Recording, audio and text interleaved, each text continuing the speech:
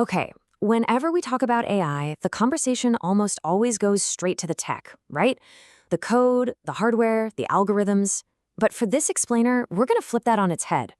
What if the real AI revolution isn't happening out there in the silicon, but right in here, inside our own minds? So that leads us to the big question we're tackling today. What if the greatest challenge AI presents isn't technical at all, but philosophical? Is this whole thing really about building better code, or is it about confronting our own deep-seated need for control versus our capacity for trust? All right, first up, Universal Whisper's AI answers.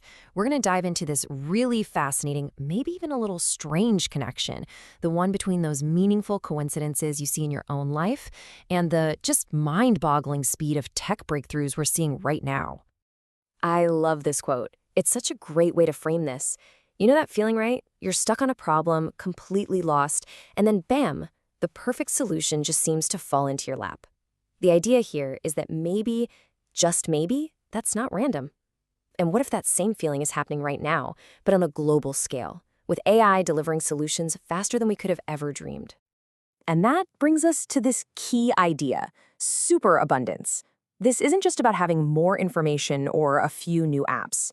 We're talking about a tidal wave, a massive accelerating flood of AI-driven tools, knowledge, and solutions hitting us faster than we can even process. So, the philosophy behind this is a concept called synchronicity. It's this idea that those meaningful coincidences aren't just accidents, they're signs. Signs that you're on the right track, that your inner state is kind of lining up with the world around you. And the argument we're exploring is, what if this whole AI superabundance thing is a kind of global synchronicity, a reflection of a deep collective need we all have right now? Okay, so if the universe is providing these tools, why does it feel so scary? That brings us to our next section, the illusion of total control. We're going to look at why our deepest instincts might actually be leading us down the wrong path here. Think about it. Whenever we face something huge and uncertain, and boy, is AI huge and uncertain, what's our default response? It's to grab the steering wheel and hold on tight. We try to control everything, manage every single variable, because we're terrified of what could go wrong. It feels like the only safe thing to do. And this sets up a huge choice, really a fundamental fork in the road. On one side, you have the path of control. This is all about rigid plans, trying to force things to happen, basically fighting against the current. It's exhausting. And on the other side, the path of trust. This is about letting go, surrendering, and learning to flow with the current. And you can see this exact same dynamic playing out in how we approach AI. The control approach, that leads to trying to micromanage development, creating these super rigid regulations, all driven by a deep fear of collapse. But the trust approach, well, that looks a lot different.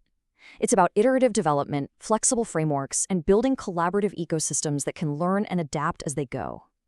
Because at the end of the day, trying to impose some strict, rigid order on a system as complex and fast-moving as AI, it's like trying to stop a river by building a wall of sand. You're not just going to fail, you're probably going to cause a whole lot of resistance and suffering in the process.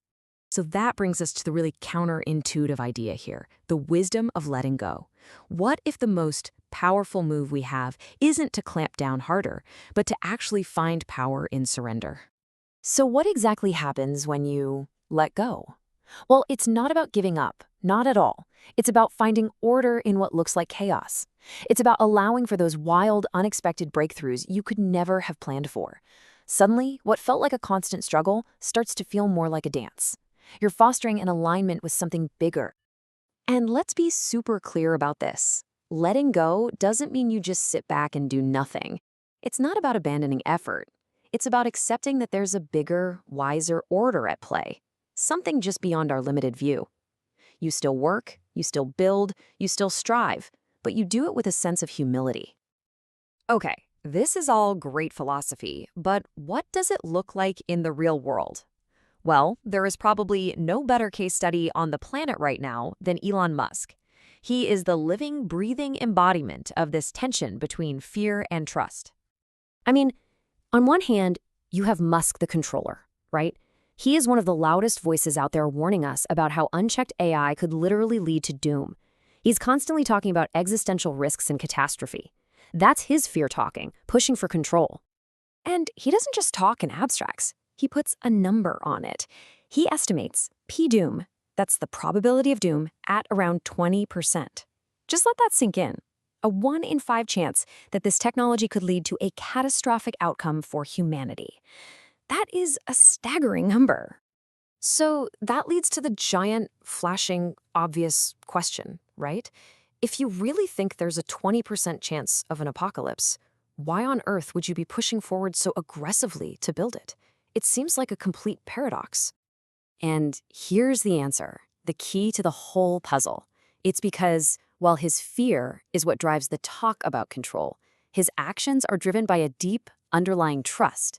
A trust in the process, in discovery, and in the possibility of incredible outcomes that we can't even see yet.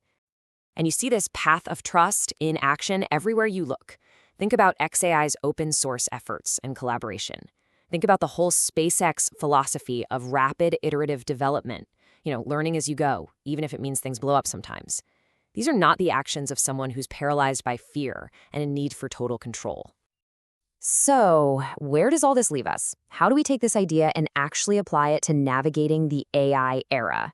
It really comes down to a whole new approach, a new mindset, dancing with the super abundant.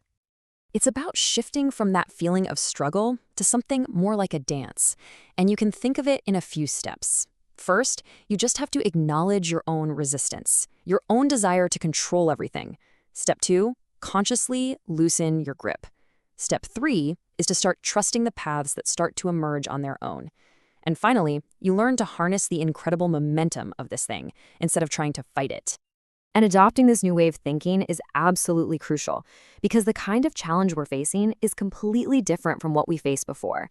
A threat like the Cuban Missile Crisis, that was like a single terrifying moment in time, a standoff. But AI, it's not a moment. It's a persistent storm. It's the new weather. And you can't fight a storm. You have to learn how to navigate inside of it. So the path forward here, it's not about abandoning all responsibility. Not at all. It's about finding that sweet spot, that balance between courageous, bold effort on one side and a humble release of total control on the other. It's about being both brave and wise. Which leaves us with one final big question to think about. For years, the conversation has been dominated by one thing. How do we control AI? But maybe we've been asking the wrong question all along. What if the real question is, how do we learn to trust the process? And, just as importantly, how do we learn to trust ourselves?